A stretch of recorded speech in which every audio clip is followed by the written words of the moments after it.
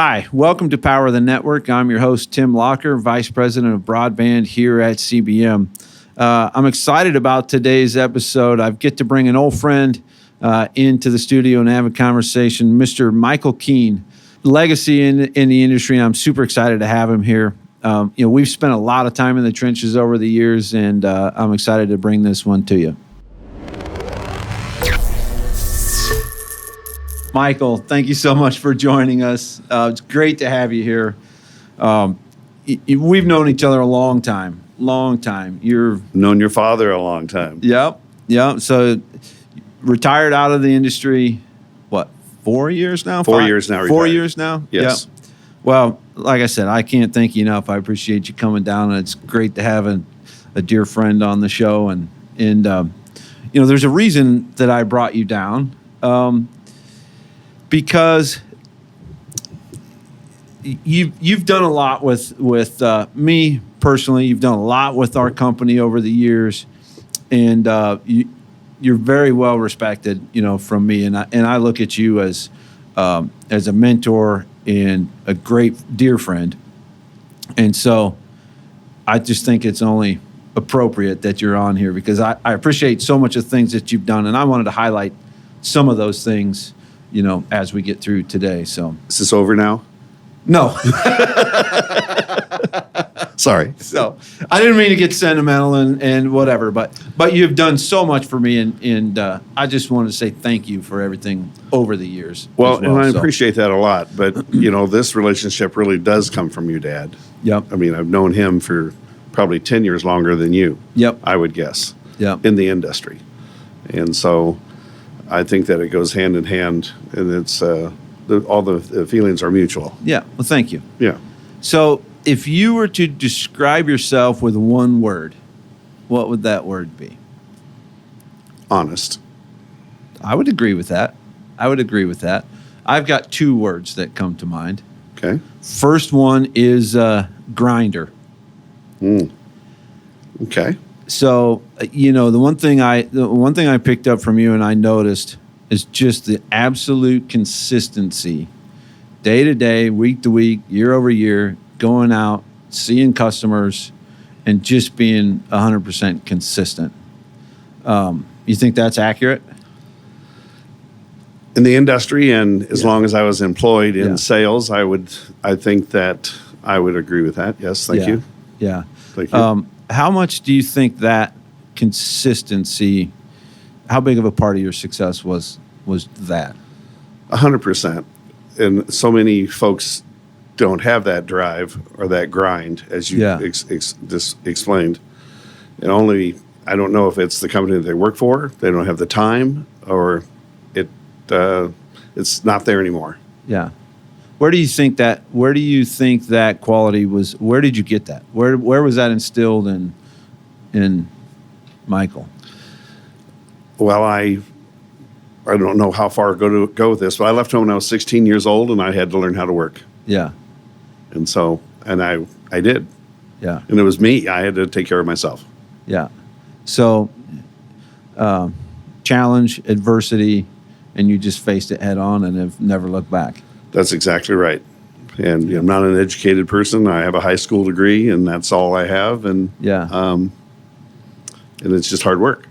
Now, from that early age, you kind of started buying and selling and wheeling and dealing and doing a bunch of different things, right? From an early age. That's absolutely correct. I mean, what kind of stuff would you get into?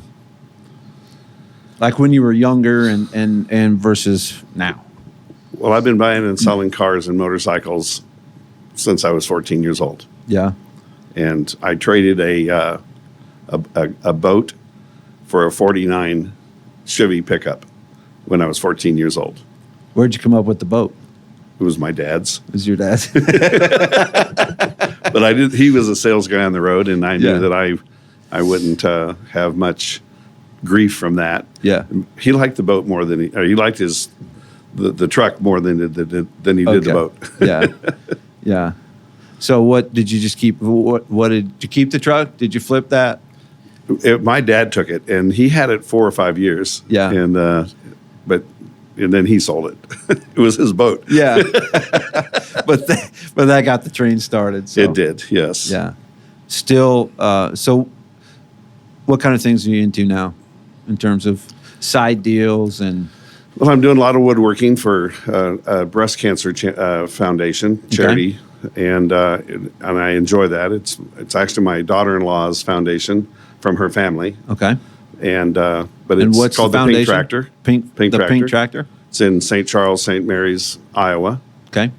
And it's very successful. And I just build things: bars, tables, kitchen islands, and donate them, give them away, and they sell them, and it's a charity. Yeah. So that's awesome. And with that being said, my daughter-in-law's mother died, the founder of this foundation, 2 weeks before their fundraiser last year. So it hasn't been a year yet. Yeah. And of breast cancer. Yeah. Well, that's terrible. It is terrible. Yeah. Well, I'm glad you're contributing to that and doing your fair share. Well, it's not a fair share. Well, it's kind of a thing. It is something you're helping. that I'm helping, and it's a heart warm thing. Yeah. And so, yeah. And I think that as a family member, that it really comes deep. Yeah. And so it hits home. And our son helps, and our daughter helps. Yeah. We're making things, and I have hard times getting things out of my house. Well, that's what parents are for, right? Yeah, that's for sure. So, speaking of that, what was, on the road, you retired from Huntel Engineering, spent how many years with them? 5, 6 years. Or 6 years with them. And prior to that, you were with Power and Telephone? 31 years. 31 years. Started in the warehouse. So, on the road for 20-some years? 29. 29 years. Well, with them. No, 27 years. 27 years. So what were some of your biggest challenges on the road, having a family at home? How did you balance all that? Well, really, Jill did all the balance. Yeah. We've been together, it'd be 50 years in September. Yeah. And so Jill has all of that.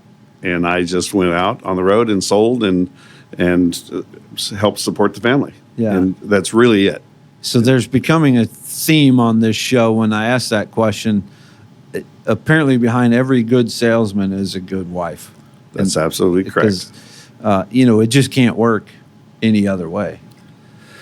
Well, to be a guy on the road, you have to have a good network at home. Yeah. Because you've got to be dialed in and focused and driven. If you've got things pulling at you and trying to get you back home, it's tough to do your job. It's hard to be successful. Well, in all the years, there's been different kinds of folks that would travel with me or I would travel with them. And their biggest concern is what's going on at home. Yeah. And I never had to worry about that. Yeah. And I knew that everything was fine. And like I said, 50 years this year. Yeah. That's incredible. Congratulations. Thank you. Yeah. 71. I'm 71 now. Yeah. And I think it's fun. Yeah. So I said I had 2 words that come to mind. You did. We've only covered one. Okay. The second one is Twizzler. Tell everybody about the Twizzlers. Folks in the industry know, but others may not. The bottom line is people would try to take chocolate, try to take fruit, try to take something to the office, and it doesn't go very far. The chocolate melts in your car. Yeah. But you take a package with 35 to 50 pieces in it, everybody gets to share it. Yeah. And I've given that away for years. So pretty much every time you walked into a customer's office, yeah, you dropped off a bag of Twizzlers. It was very inexpensive. Even the ink pens that we try to give away cost more than that bag of licorice. Yeah. And everybody gets to enjoy it. Yeah. And it's a great calling card, and it's exactly what I'm known for, is that bag of licorice. I know when I told Sarah that you were going to be on the show, and she's like, did she have any licorice? I said, well, I'm sure. Well, I bought 400 bags one time, and it was the whole house smelled of licorice for months. It was $1.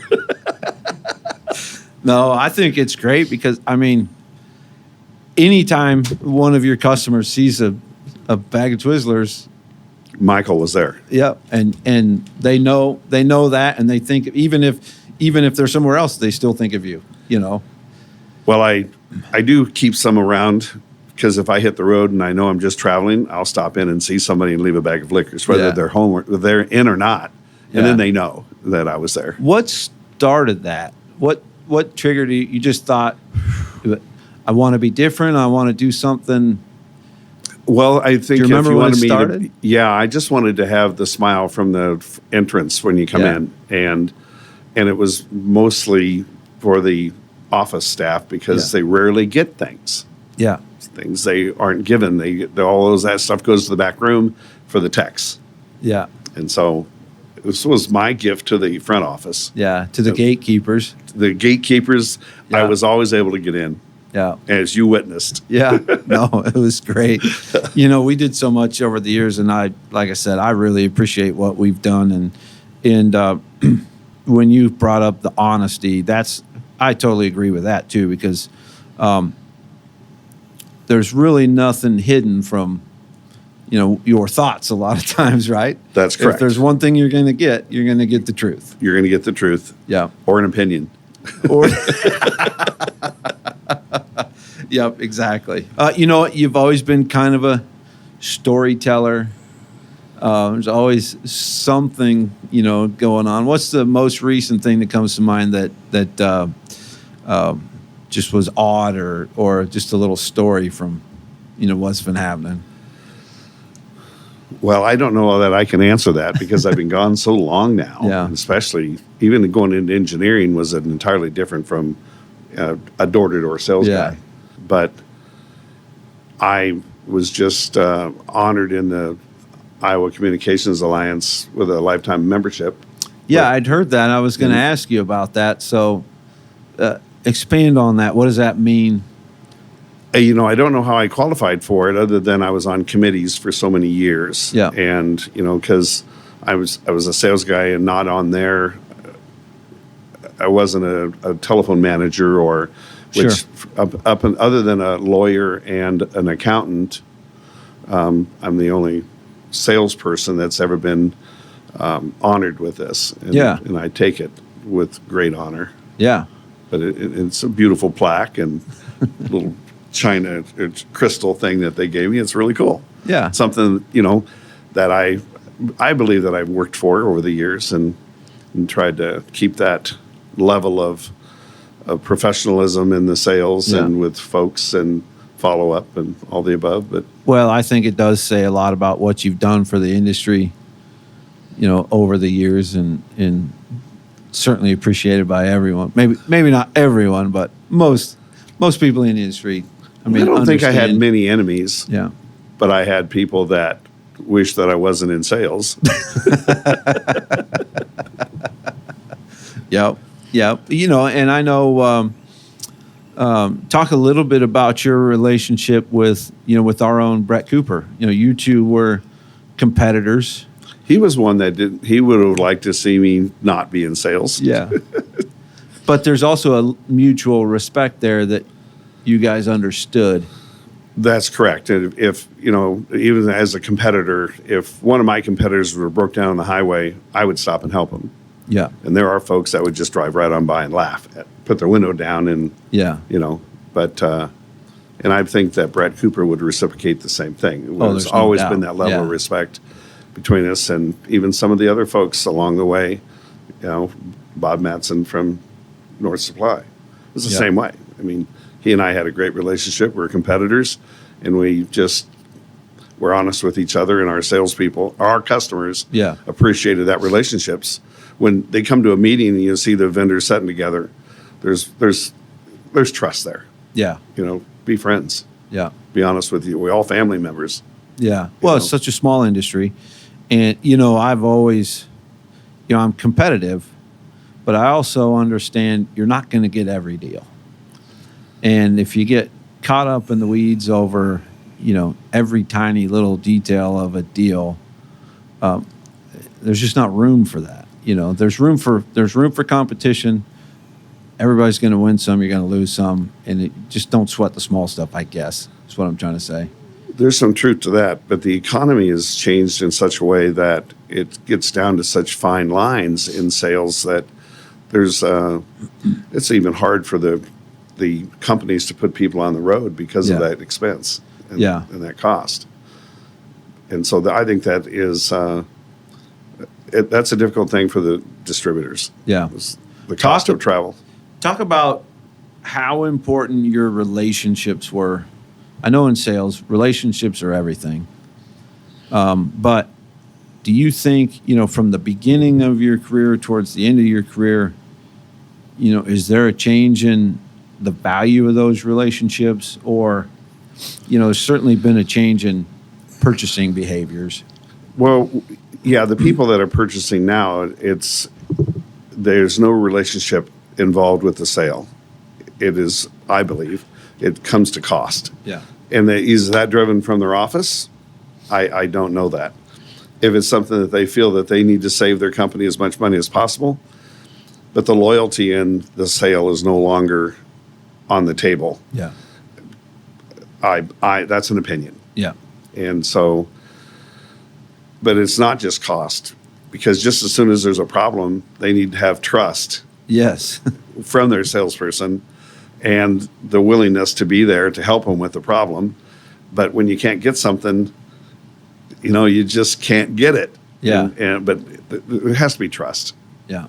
My dad always said, quality is remembered long after price is forgotten. That's exactly right. And your dad and I had a lot of those values together as far as I was concerned. Yeah. Yeah, for sure. So, that's that's a challenge. Obviously, cost is important. You save a penny here and there, it all adds up. But boy, that's one of the biggest challenges today, I think, is just that mindset of, the not understanding the value on the back end, what people can offer. And so from a salesperson, did you, in the back of your mind, okay, I had to, this deal was really cheap, or, they really beat me up. Did that affect your level of service on the back end, or could you separate that and still? Well, I think that's really a good question. And I don't know that I separated it, but I was more direct about it. Sure. And that the fact that, we can do this. But let's remember what this was. That's right. And or otherwise, I like to be at the point of just saying, I can't do it. And the lesson to that is when they do buy from the low price, and they don't get the service. Yeah. Power and telephone is probably, I think they're started in '63. So however many years that is, they allowed us to give that service of, sometimes the price didn't affect our service. Yeah. And that's a nice thing to have. And so much of, from my perspective, being a rep, we don't necessarily deal with the price that much, it's because it's, our products are sold through distribution. So now we still go back to the factory and work on deals, et cetera. Of course, by volume. But, it's been a little bit different where we're not beat up on price directly. Right. But when you're beat up on it, it still comes back to it's whether we, well, when there's three players on the price, then it's who's ever the hungriest, or there's folks that just don't care, but they don't offer the service, and they also don't offer hundreds of thousands of items. Yeah. And so, but it is it's still price driven. Yeah, for sure. A lot of times. Yeah. What makes CBM different is our ESOP. We're an employee-owned company. Our employees, we always say, act like an owner. Everybody's empowered to do the right thing for the customers, for the manufacturers. We serve the utility market, the commercial industrial market, and the communication market here in the Midwest. If you need representation from an awesome firm with great sales folks, look no further than CBM. You can find us here at cbmrep.com. Who would be one of your biggest mentors? There's probably a few. Well, first I would probably start by saying Jim Drain, who is one of our supervisors and vice presidents of Power and Telephone. Yeah. And that's what all this goes back to. I mean, really, is Power and Tel.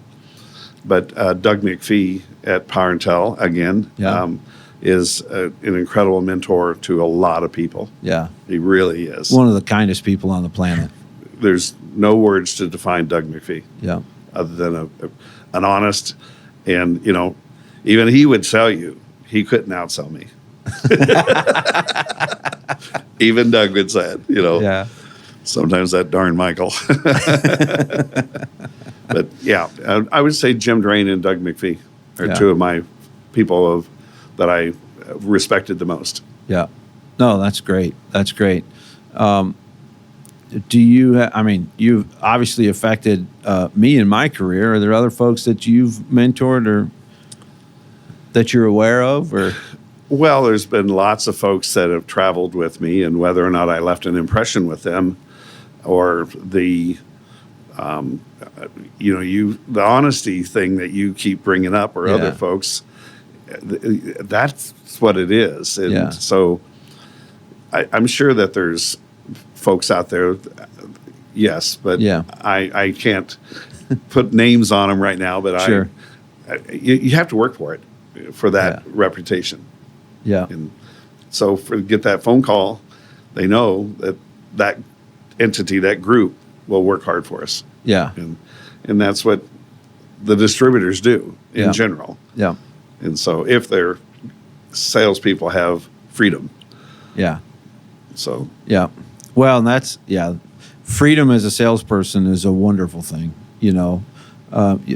but it's also got to be to the right person that can handle that freedom, that's going to get up and go call on as many. I've never seen anybody that's been more consistent, calling on as many companies as you did day after day after day, week after week. And that freedom's great. But you got to have that drive to do it, right? I've never come in off of the road because of the weather. I've never not left on Monday morning because of the weather. Yeah. In all the years. That's incredible because I cannot say that. There's been a few times where I've looked at it and I early on, I would go and then I'd get out there. I'm like, what am I doing? And so I have rescheduled some things, in the last few years because of it, but that's incredible. I left, but I did return one morning. Yeah. There was a senior person parked in the middle of the road in horrible whiteout, and they were panicked and freaked out. Yeah. And I come up on the back of this into this whiteout and nearly rear-ended this vehicle. I turned around, went home until about noon, and I went back out. But I did leave that day. That's incredible. No major accidents over the years? I've never had a ticket or an accident. That's awesome. In all the years. Yeah. I got pulled over for 4 miles over the speed limit in Missouri. 4 miles. I was lucky a couple of times, back-to-back days. I was pulled over by I guess it would have been probably Marion County. It was up by Cedar Rapids. Yep. Sheriff. And I think I was 15 over and got a warning. You got a warning. And then the very next day was pulled over by a Missouri trooper doing 15 miles over. Or 20 and got another warning. Back to back. And then I was like, maybe I better not push it. Yeah, I've never been that driver. Yeah. I've always, I haven't had any tickets. Usually, if I'm speeding, it's just by accident because I got them when I was young, but Power and Tel even monitored our driving record. Sure. Being in sales as long as you were, a lot of things changed through those years. Would you say that you changed along with things, or was there certain things that you did that were consistent that, passed the test of time, I guess? This changed all the time. Every day there's a new product that comes out. And yes, you have to go along with the change. I started in copper days and went into fiber. And of course, fiber is the leader in our industry now. Yeah. But it changes every day in sales. And if you don't grab it, then you're just going to be Left behind and in that little cocoon. But you have to be teachable. Yeah. You have to be teachable. Talk about what that means, because I think there's a lot of people that aren't. What does it mean to be teachable? Well, accept new items or new technologies as they come, and train yourself and accept the manufacturer's opinions on things, and just learn the product, and it just sells itself most of the time if it's a good product. Yeah. Open mind. Oh yeah, open mind. Well, I liked change. It always gave me another reason to go in to see that person, which I never hesitated to be on the road. Yeah. And always welcome to have a new item, and new widget, new technology. What type of planning, if any, would go into your typical calls? I mean, is it how did you build the quality into that sales call versus, a stop by and just say hi? Well, to have an appointment, have a reason, go in with an agenda. Yeah. And that's what I was good at, I think, or that's what we should be good at. Yeah. But have an appointment. And I never was the sales guy that knocked on the front door. Yeah. I always had an appointment. And now, they knew I was coming. I had to do that. One guy in particular, and I'll name him, no harm, but it was Kurt Eldred when he was over at Clarence. Mm-hmm. And this was actually before I was in this position. I was selling. Well, I first started trying to call him when I was selling equipment, and couldn't get past the gatekeepers. Didn't have the Twizzlers. Yep. And a couple of years of trying, finally I'm in this position, and I finally figured it out. The pattern was, they were just going to say no at the front desk. He's not here. And so one day I come rolling into town, and before I got to the phone company, I turned and went around the block, and then I parked on the side street. and I walked, down the sidewalk, and then when I got to the window, I dropped down and I scaled under the window, and I popped the front door open, and he was standing right there. There you go. And I said, "I got you." And he's like, "All right, come on back." Right. And that broke the ice. And it did, yeah. And what was interesting about that, we sat down and talked for an hour, and there was a dozen different things where we could help. Where he had an issue, and there was things that we could do, to help him. And that always stuck out to me. A couple of reasons. A, you just have to be persistent. We've got a newer salesperson on our team that covers Southern Missouri and Arkansas, David Edwards. And there was a particular account that he went to and finally got past the gatekeeper on the 13th try.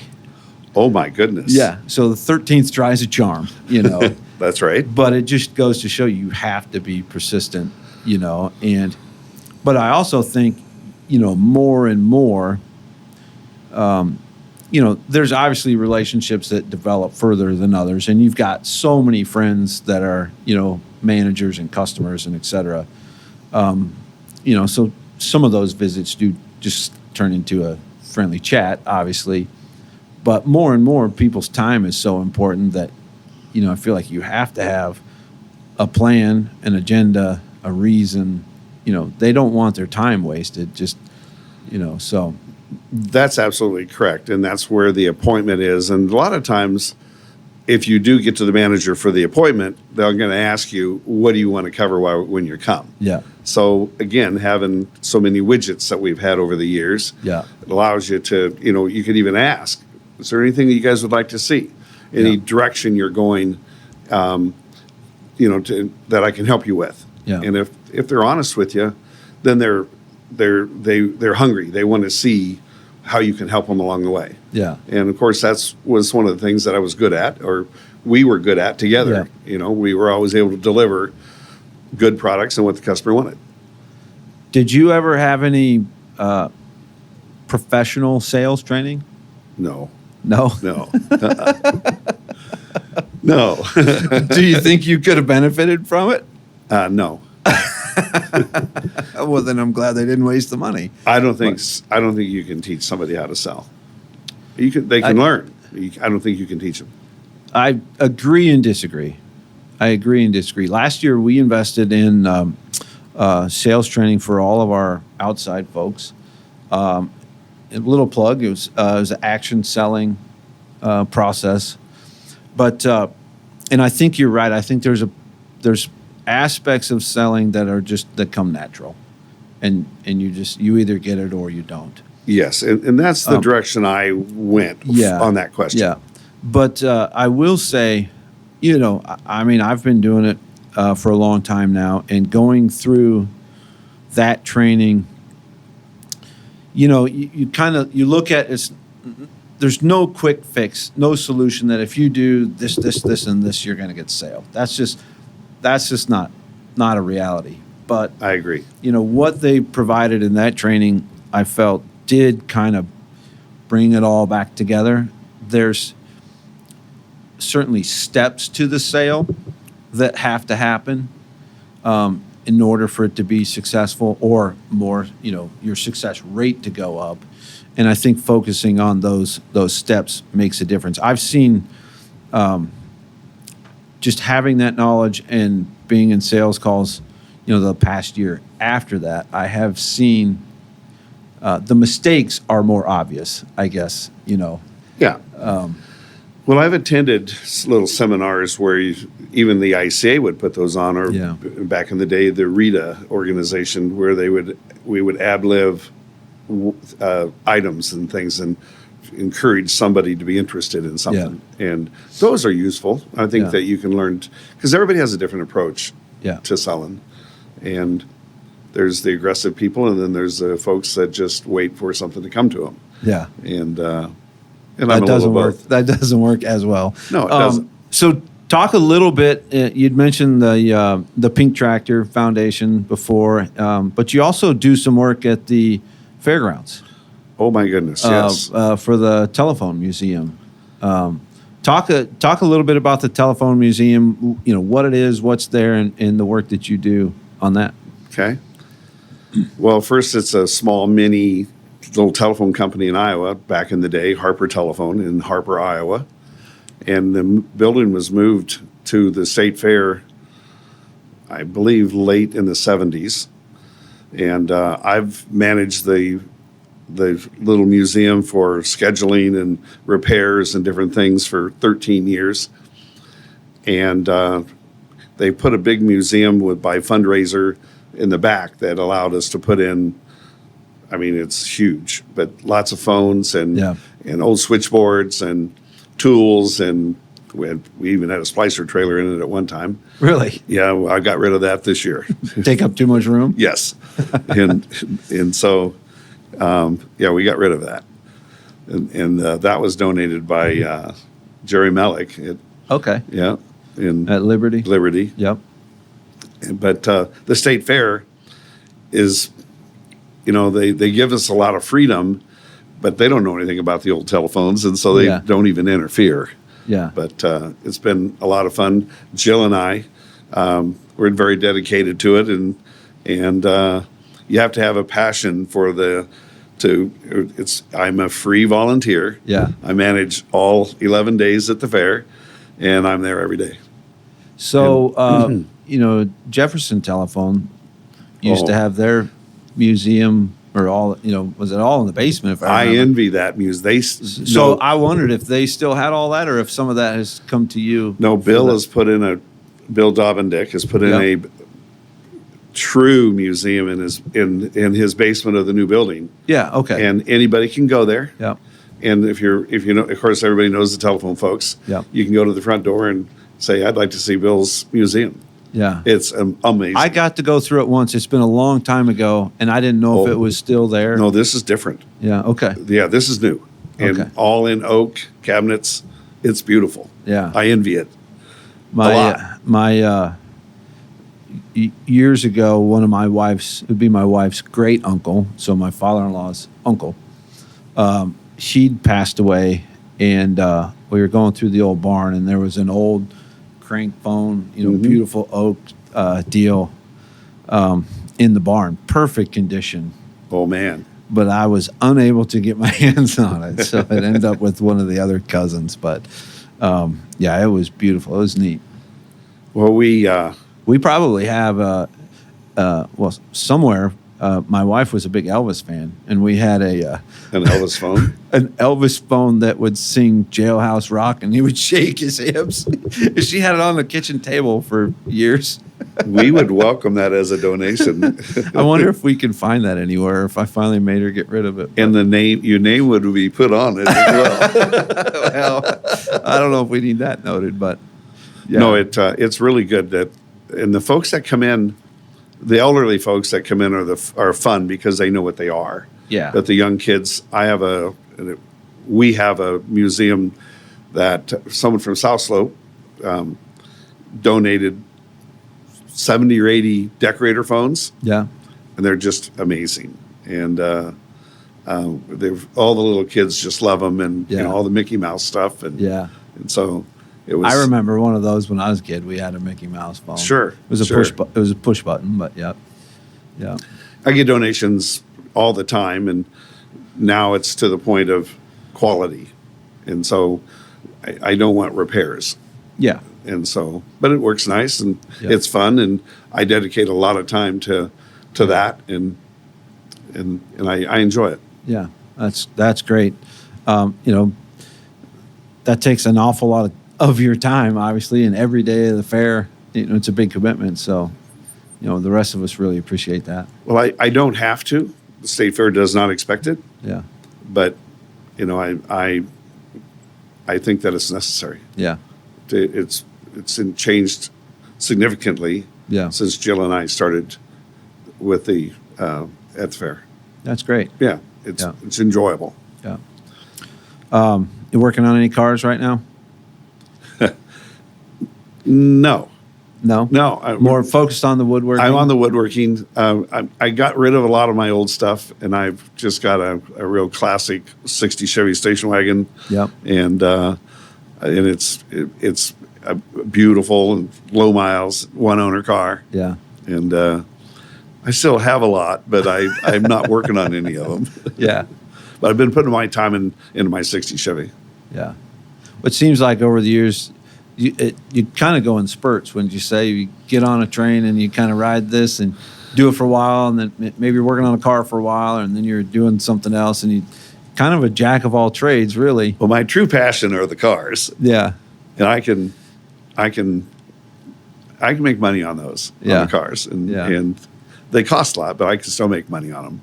Have you kept track of how many you've owned? Over 150. Oh, my gosh. Had 70 Chevy 2 Novas. Wow. Yep. I don't know if I've owned 5. Yeah. Maybe 6. I don't know. Not too many. I have 12 or 15 right now. There's 3 Chevy 2 Novas and 4 F-250 pickups and a few others. Yeah. Well, that's awesome. Well, we'll wrap it up here, but thanks again, Michael. You've been a dear friend of mine for years, and I'm glad you took a day out of retirement to come down and visit with us. So, well, I appreciate it, and I think the sales folks in general, if we can go back to the honesty part of selling, you don't always have to make if you have to make your customer respect your company. Yep. And so the honesty. Customer's not always right, and neither is the sales guy, but you absolutely have to meet in the middle and provide a good product, and it needs to do the job that the customer's wanting to do. Yep. Otherwise, don't sell it.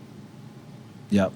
Yeah, that's a big thing for me. You have to believe in the product. That's exactly right. Just because the manufacturer comes out with something new doesn't mean it's going to fit the bill, right? Well, I was always the first one to jump on the bandwagon for the new product. Yeah. And I do have a few products that I, wish I wouldn't have ever taken in that front door. Yeah. Yeah. That's been one of my challenges. And I don't know, there's challenge necessarily, but it's something I pride myself on. If it's not something that I feel is quality or gonna work, I'm just not gonna do it. That's right. And I always had that freedom. Yeah. And yeah, I always had that freedom. Awesome. Well, thanks again. We appreciate it. Well, I appreciate the time. Yeah. I didn't know what to expect, and I think I understand what you've done. Yeah. So, well, that's great. Awesome. Yeah. Thank you. You bet. Thanks again to Michael for joining us. We brought him down here to Kansas City on a cold Thursday morning, and it's great to get him out of retirement to join us. Appreciate all the things that he's done for me over the years. Please take a minute, like, comment, subscribe. If you need assistance with a project or you're looking for representation from a great sales firm, look no further than CBM. We're right here at cbmrep.com. As always, thanks for joining us on Power of the Network, and until next time, we'll see you next time.